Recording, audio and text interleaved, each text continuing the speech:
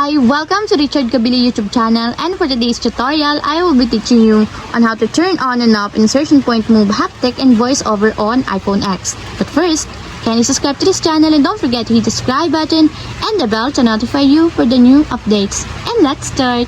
Using your iPhone X from your home screen, first go to Settings. Then in the settings, scroll down and find the accessibility, then tap.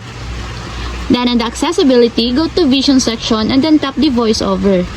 Then after that, in the voiceover, scroll down again and then tap the audio. Then in the audio, tap the sounds and haptics. Then in the sound and haptics, scroll down again and go to text editing section. Then tap the insertion point move. Then in the insertion point move, find the haptic, and as you will see, there's a switch button located on the side of it. Then all you have to do is just tap it to enable until it becomes green. And if you want to disable or turn off, just tap again the switch button, just like this.